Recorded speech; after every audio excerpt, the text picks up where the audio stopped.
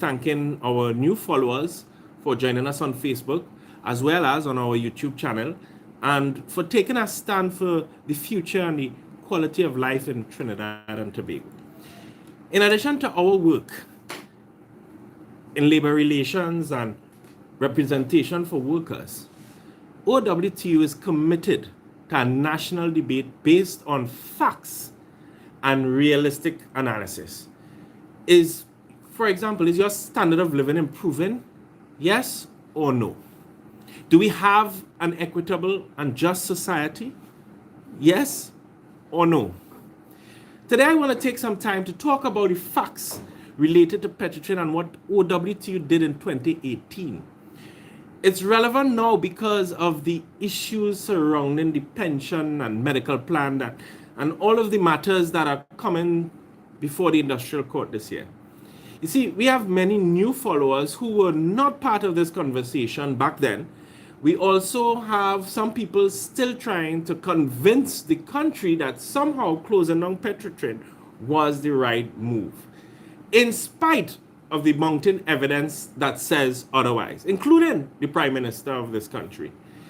Now, yesterday was the anniversary of what should have been the turning point in Petrotrin's development, which is the Memorandum of Agreement of April 3rd, 2018 to restructure Petrotrin. Because we sometimes have short-term memory, and therefore it's important that we remind ourselves of these important processes that was taking place that could have had us in a different place today. Because there would be those that try to convince us that there was no alternative and we are where we are because there was no choice. It was clear, Trinidad and Tobago, from as early as the 2000s, that Petrotrin was not on the right track. The union was saying that. Corporate governance and the PNM Malcolm Jones, they were not friends. They had nothing to do with each other. PNM Malcolm Jones, he served as the chief executive officer and chairman of the board. It was a case of himself unto himself. And some of the things that happened under Malcolm Jones' leadership, PNM Malcolm Jones' leadership, that the OWTU opposed at that time. So let me just remind you, Trinidad and Tobago, what were some of these things? The multi-billion-dollar refinery upgrade and gas optimization program, the gas to liquid plant, what we call WGTL now. These projects were the cause of the crippling debt that Petrotrin carried, as well as Trinidad Petroleum. The lease out farm out program that moved older oil fields to the control of guess who? Private contractors. We had fallen production from the oil fields and fallen throughput from the refinery. Massive cost overruns, long delays in the various upgrade projects being paid for by Petrotrin and not the contractor. In 2015, you know what a lot of people forgot? That in 2015, OWTU called for a police investigation into transactions related to the development of Southwest Soldado Field. Our President General, Comrade Ansel Roger, wrote to the Commissioner of Police, the Integrity Commission, and the Financial Intelligence Unit. It's so strange that people just seem to have forgotten all these things. The bottom line is that the rising revenues from higher oil prices back then could have been better spent. And that is what the union was saying. In fact, the union and its members took action to raise these issues and highlight these issues to the population. The President General was sued, even sued, because we were raising these issues. So why Trinidad and Tobago? You're forgetting. Can't forget. And the reason why it's important is so that we do not forgive those who put us in the position we are in now. Now, OWTU also spoke against, guess what? Political interference in Petrotrin that led to well-connected but incompetent people being hired into managerial position. Something that seems to continue on in Paria and Heritage. political interference was not just limited to one party or the other. It's a continuation. And it's we the people that have to suffer from that. The only exception we saw a bit was when Caroline Sipasad Bejan was energy minister. When she established a tripartite committee on the recommendation of the union, which included the ministry, company, and union.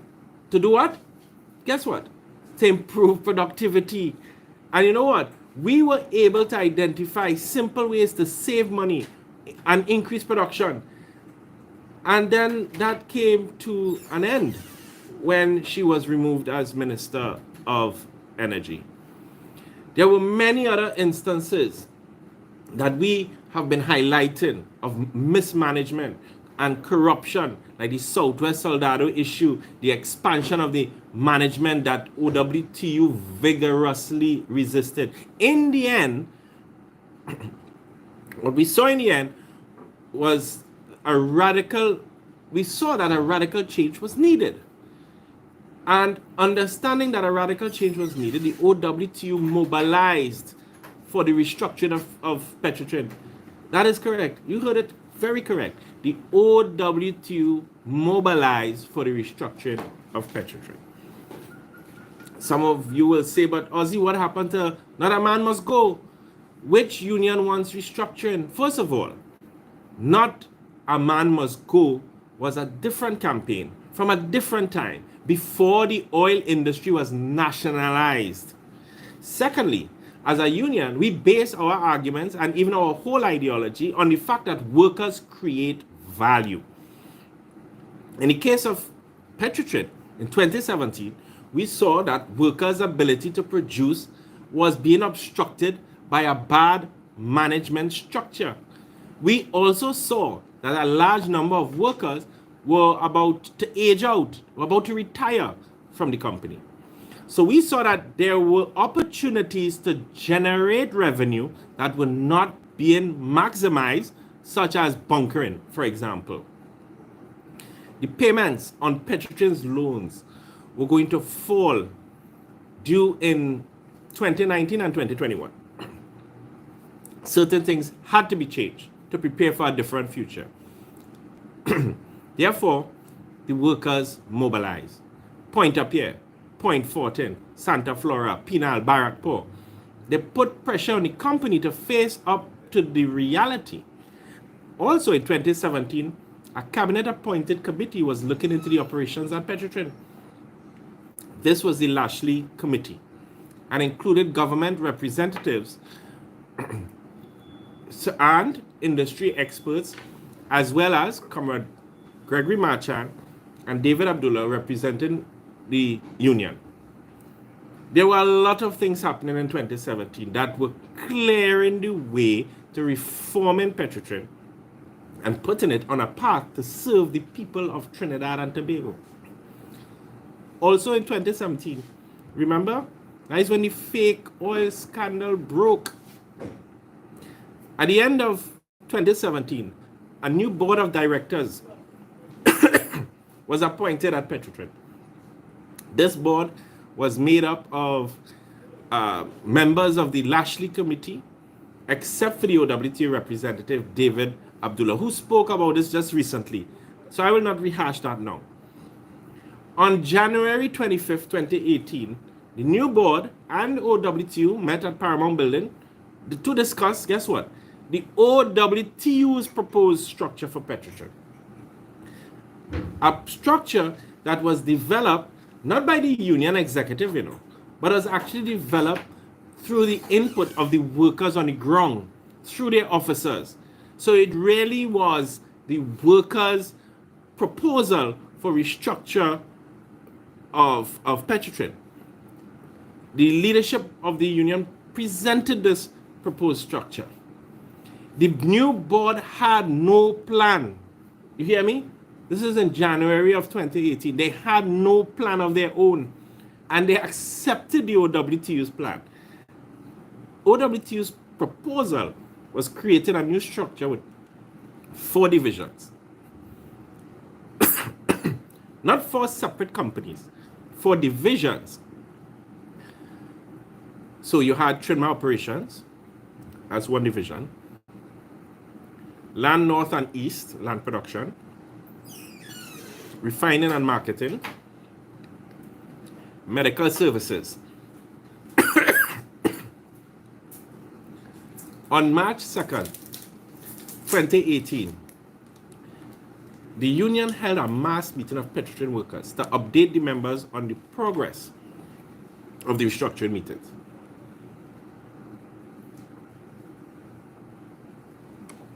You hear that? On March 2nd, 2018, I had to wet my throat because when you think about what has happened over that period, when you think of the grave injustice meted out to these workers, when you think about the heavy-handedness of the state and the dishonesty of the government, it bound to dry your throat. So on April 3rd, 2018, the OWTU and the Board of Petrotrin signed a memorandum of agreement outlining the common interests of both parties and the joint approach to resolving the issues at Petrotrin. The memorandum of agreement was registered with the Industrial Court on the 4th of April 2018. This day, 4 years ago. And what was this agreement? The three main clauses specify that the company and the union will do what? One, agree to meet on a monthly basis to progress the implementation of various structures, competencies, processes, and manpower requirements. Two, to agree to establish a working committee comprising representatives of both the company and the union that would work together over 18 months to develop the various structures, the various competencies, the various processes, and the manpower requirement to make the company internationally competitive, to make it internationally sustainable, to make it profitable. And that was supposed to begin in April 2018. And three, the company and the union recognized their common interest in the promotion of the business of the company and declared jointly and separately that they will use the best endeavors to protect and further the well-being of the enterprise. The union agreed to support the efforts to eliminate waste and inefficiency, and the company will ensure a safe and secure work environment at all times. Those were part of the agreement.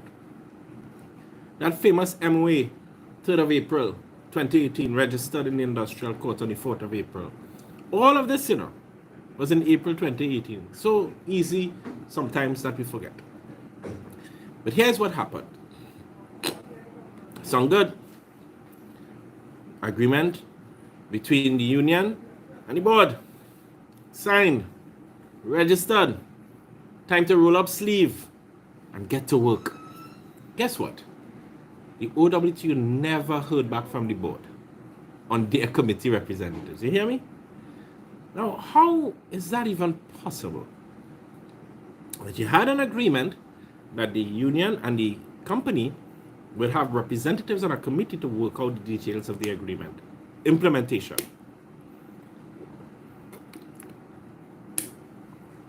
The union presented its representatives. Company did not. Never did. And here's what happened.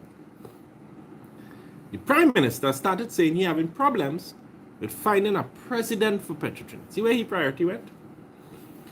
OWTU continued to mobilize for restructuring at Petrotrin and draw national attention for the issue. And here is what Petrotrin did. Instead of fulfilling the agreement, I mean, there's no, when you really think about this thing and what they did, no honor and dignity and no sense of accountability or anything. So instead of rolling up your sleeve to work with the union to implement the provisions of the agreement that would see a profitable company, here's what you did. Attack. That's what Petrotrin did, Attack their own workers. by putting ads, in the media saying the workers overpaid and had too much overtime. Which company would do that to their own workforce? Which workforce contributed to all of its profits in the years gone by? Workers who, notwithstanding the mismanagement and the cost overruns and so on, continued diligently to present themselves to work, to have the operations going. You turn on your own workforce? And somehow Trinidad and Tobago, when the union was out there highlighting these things, it's as though we accepted that as a country, as a society, that it's okay for companies to just turn on their own workforce that help them generate profits and value over the years. Interestingly, when they were putting all these ads, they did not talk about the upcoming bullet payments or the memorandum of agreement on the restructuring. The advertising campaign commenced in July. Here's when. Just 2 weeks after Petrotrin announced on July 17th their $85.6 million after-tax profit for the quarter, just the quarter, ended June 30th, 2018. Now let's see if we wrap our heads around this for a minute, Trinidad and Tobago, because maybe at the time it was just too much. Let's just take a little moment 4 years later in sober reflection. The company on July 17th declared $85.6 million after-tax profit in one quarter. But that did not fit into the political elite's agenda, in the government's agenda. So what did they do? They went on a massive campaign of misinformation and lies to demonize a group of workers that had carried that company for all those years. That's what they did. So there was a lot of mobilization on the part of the workers in July and August of 2018, and that is a topic for a whole other conversation. If you were there, then you know that we were in Pointe-à-Pierre and Port-au-Spain many times. If you were not there, you may remember that there was a growing sense of crisis about what was happening in Petrotrin. Now, on August 28th, the board of Petrotrin revealed their infamous 3-slide presentation that said the only options were: 1, continue business as usual; 2, improve financial performance of the organization; and 3, transform the financial performance of the organization. And Petrotrin's then chairman, Alfred Espinet, explained that option 3 would involve sending home all the workers, closure of the refinery, basically, and the exit of all employees. That is, that all the workers would be terminated. He also said that the company had already, with cabinet's approval, selected the third option. That is, sending home all the workers, in order to transform the financial performance of the organization. But you know what? The union said to them in that meeting, wait, hold on. There's a fourth option. There is a fourth option. And that is the implementation of the Memorandum of Agreement of April 3rd, registered on April 4th. But that too did not play into the agenda of the political directorate and the government. And we all know what happened after that. I want everyone out there, Trinidad and Tobago, in the audience who's listening, both on Facebook and on YouTube, to know that the OWTU took these matters to the industrial court and won.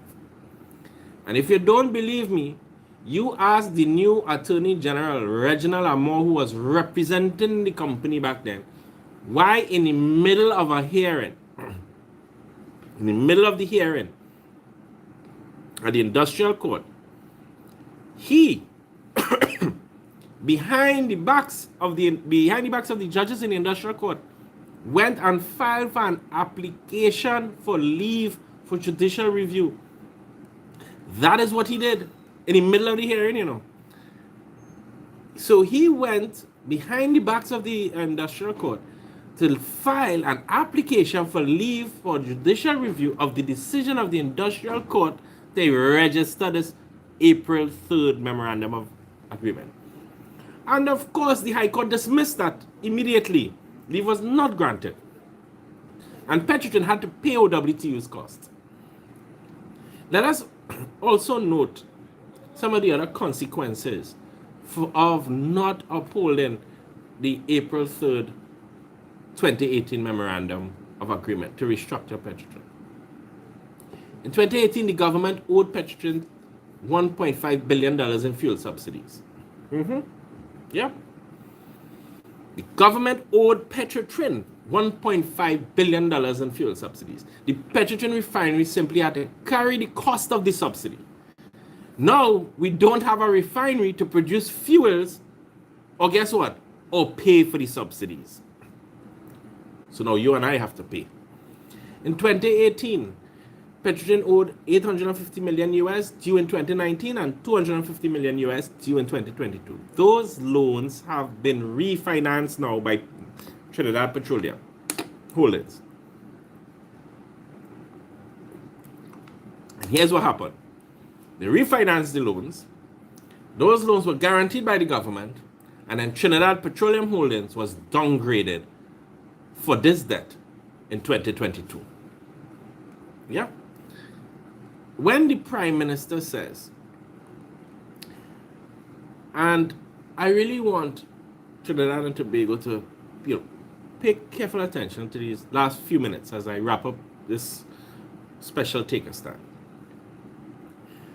When the Prime Minister says he took a difficult decision in dealing with Petrotrin, in fact, what he did is that he undid the hard work of the union and the board to come to an agreement. He undermined that agreement. He and his new Attorney General, Reginald MoA, threw good money after bad in fighting court cases.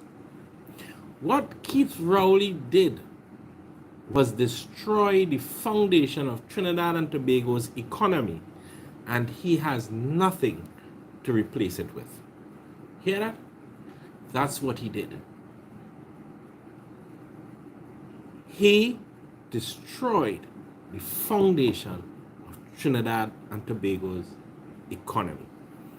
The lesson for all workers and all citizens, and this includes workers across all sectors, but also in like WASA, TNTech, NP, etc.